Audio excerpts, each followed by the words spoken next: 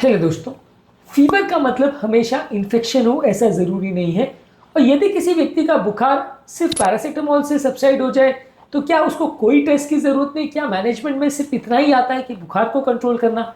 क्या होता है फीवर का मैनेजमेंट? क्या क्या चीज़ें आपको फॉलो करनी चाहिए? क्या बेस्ट टिप्स है घर पर बुखार को मैनेज करने के लिए? आज हम बात करेंगे। आज का टॉपिक काफ़ी इंपॉर्टेंट है क्योंकि फीवर एक काफ़ी कॉमन बीमारी है जो हर तरह की इन्फेक्शंस के साथ, हर तरह की बीमारियों के साथ एसोसिएटेड हो सकता है। हर सिस्टम के इन्फेक्शन के साथ फीवर हो सकता है। तो आपको समझने की ज़रूरत है कि फीवर हार्ट अटैक मैनेज करने से भी ज़्यादा कई बार कॉम्प्लिकेटेड हो सकता है। जानलेवा भले हो ना हो, कॉम्प्लिकेटेड कई बार होता है। एज ए डॉक्टर हमें इसे मैनेज करना कई बार हार्ट अटैक मैनेज करने से भी ज़्यादा मुश्किल पड़ता है। डिसीजन मेकिंग ज़्यादा टफ होता है। तो आज हम बात करेंगे फीवर के बारे में और कुछ इंपॉर्टेंट टिप्स के बारे में बात करेंगे जो फीवर के मैनेजमेंट के लिए आपको फॉलो करने चाहिए। टॉपिक पर जाने से पहले जो लोग हमारे चैनल पर नए हैं मैं रिक्वेस्ट करूँगा कि चैनल को सब्सक्राइब करें, वीडियोस को लाइक करें। टॉपिक में कुछ इंटरेस्टिंग स्टोरीज, कुछ ट्रिविया सेक्शन में इंटरेस्टिंग बातें, कुछ साइंटिफिक फैक्ट्स और हमारा इस मामले में क्या एक्सपीरियंस है, ये सारी चीज़ आपको बताते चलूँगा। तो टॉपिक में एंड तक हमारे साथ बने रहिए। चलिए शुरू करते हैं इंपॉर्टेंट वीडियो।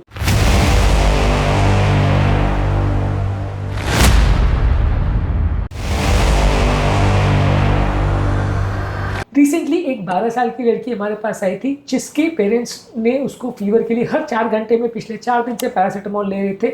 जब वो पेशेंट हमारे पास आई थी तब उसको ऑलरेडी लिवर एंजाइम्स एलिवेट हो चुके थे। फीवर मैनेज करना उतना मुश्किल नहीं पड़ा जितना पैरासीटामोल इंड्यूस फीवर में जो लिवर का डैमेज हुआ था उसको मैनेज करना मुश्किल पड़ा। ये सारी चीज़ें समझना जरूरी है कि फीवर का मैनेजमेंट सिर्फ एक सिंपल इशू नहीं है जिसमें पैरासीटामोल देने से बात खत्म हो जाएगी, ऐसा नहीं है। इसको मैनेज करने के लिए काफ़ी साइंस और काफ़ी जांचों की अक्सर ज़रूरत पड़ती है। बहुत सारे फीवर्स जो वायरल फीवर होते हैं या छोटे मोटे सर्दी जुकाम के फीवर होते हैं वो इजीली मैनेज हो जाते हैं, पर कभी कभार इन्हें मैनेज करना एक काफ़ी टेढ़ी खीर बन जाता है। हमेशा कोशिश करिए कि बुखार में जो बॉडी के सिग्नल्स है उस पर फोकस करिए। हर एक फीवर के लिए आपको पैरासीटामोल की ज़रूरत या हर एक फीवर के लिए टेंशन लेने की ज़रूरत नहीं है। बुखार के साथ क्या सिम्टम साइंस एसोसिएटेड है ध्यान उस पर दीजिए, तभी आप समझ पाओगे बुखार का कारण क्या है।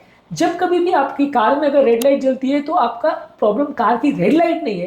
प्रॉब्लम ये है कि वो रेड लाइट कार में जो खराब पार्ट है उसको इंडिकेट कर रही है या जो अलार्म इंडिकेट कर रही है वो चीज़ पर फोकस करना ज़्यादा जरूरी है। फीवर उसी तरह का एक रेड लाइट है जो कि इंडिकेट कर रहा है कि शरीर में कुछ प्रॉब्लम है, लेकिन वो प्रॉब्लम कहाँ पे है, वो इम्यूनिटी की प्रॉब्लम है, इन्फेक्शन की प्रॉब्लम है या किसी जगह पे पस हो गया, ये सारी चीज़ों पर ध्यान देना जरूरी है। बॉडी के सिग्नल्स को समझना जरूरी है। सिर्फ फीवर के नंबर्स को फोकस मत करिए कि आपको 103 फीवर है कि 104 फीवर है।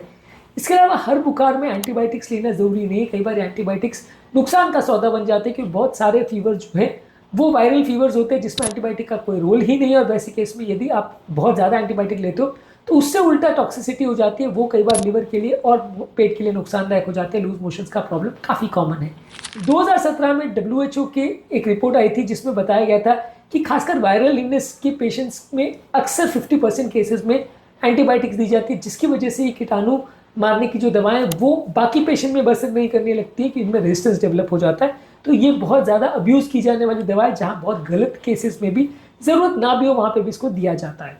इसके अलावा बुखार के टाइम हाइड्रेशन बहुत ज़रूरी है। आपकी बॉडी में इस समय बहुत ज़्यादा तेज सांस चलती है, कई बार पसीना बहुत ज़्यादा आता है तो पानी बहुत ज़्यादा निकल जाता है, तो हाइड्रेशन पर विशेष ध्यान दीजिए। मान के चलिए कि ये फीवर जो है आपकी बॉडी का इंजन गर्म हो गया, इसका एक इंडिकेटर है। और जब इंजन गर्म होता है तो आप जानते हैं कि तब रेडिएटर में पानी होना ज़रूरी है।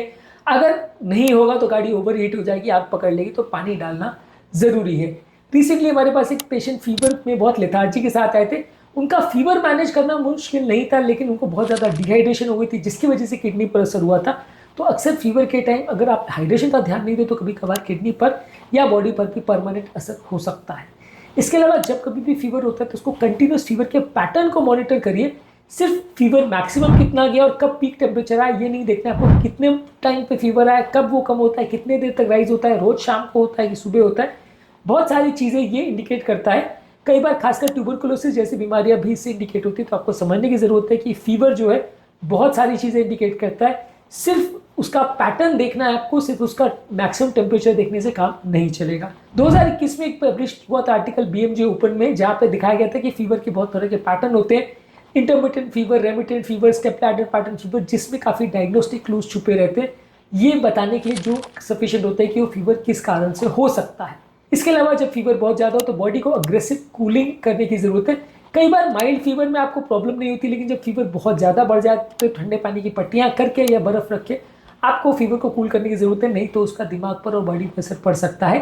फीवर के टाइम आपको बहुत ज़्यादा अग्रेसिव बॉडी को कूल करने का प्रयास नहीं करना चाहिए।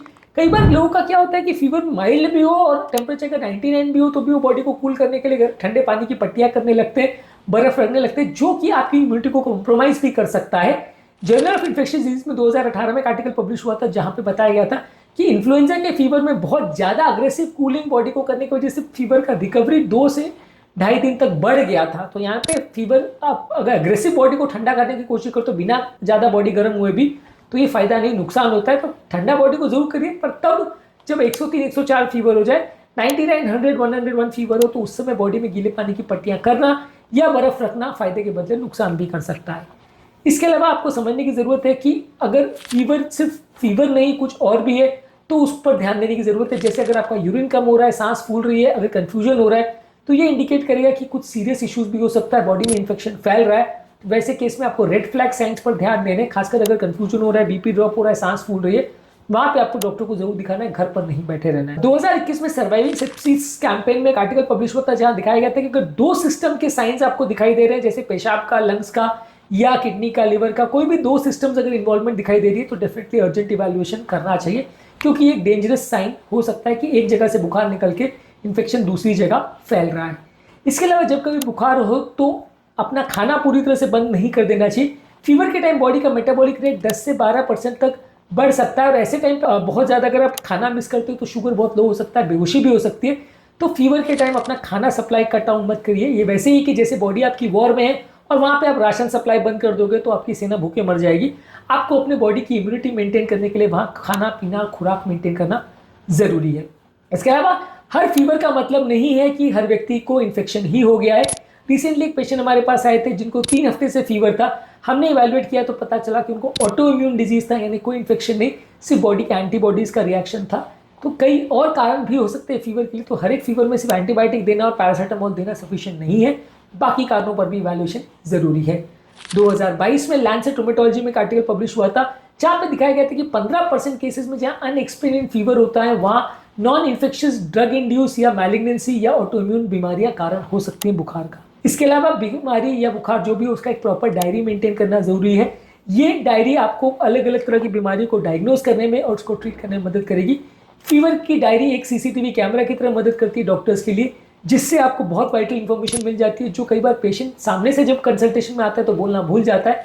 लेकिन ये फीवर की डायरी जो उसका पैटर्न बता रही है, कब बढ़ रहा है, कब घट रहा है, क्या सिम्टम्स हो रहे हैं, ये चीज़ें डॉक्टर के लिए काफ़ी इंपॉर्टेंट रोल प्ले करती है। तो इसको जरूर मेंटेन करें, सिर्फ फीवर में नहीं हर बीमारी में से मेंटेन करेंगे तो फायदा होगा।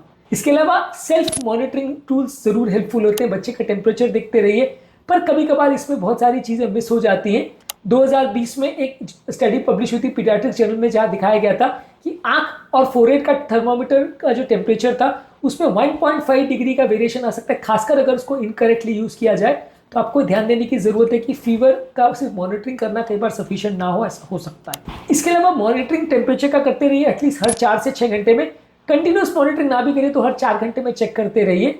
इसके अलावा पैरासीटामोल को एटलीस्ट 6 घंटे में एक बार लीजिए, बार बार ओवर यूज मत करिए। इसके अलावा एडिक्वेट बेड रेस्ट की भी जरूरत है, ये आपकी इम्यून फंक्शन को इंप्रूव करता है और इम्यूनिटी को बेटर करता है। इसके अलावा लाइटली ड्रेस करिए और बॉडी को ठंडा रखने का प्रयास करिए। बॉडी इस समय अक्सर काफी गर्म हो जाती है तो बहुत हेवी कपड़े बहुत ज्यादा मत पहनिए। इसके अलावा अगर वार्निंग साइंस हो रहे हैं कि अगर रैश हो रहा है, गले में अकड़न हो रही है, या आदमी अनकॉन्शियस हो रहा है, या कॉन्शियसनेस गड़बड़ हो रही है, छाती में दर्द हो रहा है, सांस में तकलीफ हो रही है, या फीवर अगर 103 से ऊपर जा रहा है तो डेफिनेटली डॉक्टर को आपको मिलना पड़ेगा। इसके अलावा बहुत हेवी खाना मत खाइए, इससे मेटाबॉलिक स्ट्रेस पड़ेगा। इसके अलावा फीवर को हमेशा बहुत एग्रेसिव एंटीबायोटिक्स दे के या बहुत एग्रेसिव पैरासीटामोल दे के उसको सप्रेस करने का हमेशा कोशिश नहीं करना चाहिए। कई बार एक इम्यून रिस्पॉन्स होता है, ओवर सप्रेस करना इससे मुश्किल होगा। और लास्ट बट सबसे इंपॉर्टेंट चीज़ है कि बुखार का कारण क्या है उसको ढूंढने का प्रयास करना चाहिए। यदि कारण नहीं मिलेगा तो बीमारी ठीक नहीं होगी, तो कारण ढूंढने का प्रयास करना हर बुखार में ज़रूरी है। कि बुखार जो है वो आपका दुश्मन नहीं है, वो दोस्त है, वो आपको इंडिकेटर है कि आपको कोई प्रॉब्लम हो रही है। अगर बुखार हो रहा है तो सिर्फ बुखार को सॉर्ट आउट नहीं करना है, आपको ये देखने की ज़रूरत है कि बुखार क्यों हो रहा है और उसको सॉर्ट आउट करने की ज़रूरत है। तभी बीमारी के लिए लाभदायक सिद्ध होगा, आपकी बॉडी के लिए लाभदायक सिद्ध होगा। बेसिकली बॉडी का एक इमरजेंसी अलार्म है जो आपको बताता है कि अंदर कुछ गड़बड़ है। आप सिर्फ अलार्म पर फोकस करोगे तो प्रॉब्लम सॉल्व नहीं होगी। किस वजह से वो अलार्म बजा है उसको फोकस करने की ज़रूरत है, तभी आप बीमारी से निपट सकोगे। आपके घर में कभी रिसेंटली किसी को फीवर हुआ है क्या, और इनमें से कौन से स्टेप्स आपको नहीं पता थे? कमेंट सेक्शन में लिखकर हमें जरूर बताएं। उम्मीद करूंगा कि आज के टॉपिक में कुछ नई बातें जानने को मिली होगी। जो लोग हमारे चैनल पर नए हैं उन्हें रिक्वेस्ट करूंगा कि चैनल को सब्सक्राइब करें, वीडियोस को लाइक करें, शेयर करें, फॉलो करें, कमेंट करें, पूरा देखें। तो अगली बार जब कभी भी आपको बुखार है तो डरने की जरूरत नहीं है, बीमारी को समझने की और सही तरह से इलाज करने की जरूरत है। कमेंट सेक्शन में टॉपिक आपको कैसा लगा हमें जरूर लिखकर बताएं। आपके कमेंट्स का हमें इंतजार रहेगा।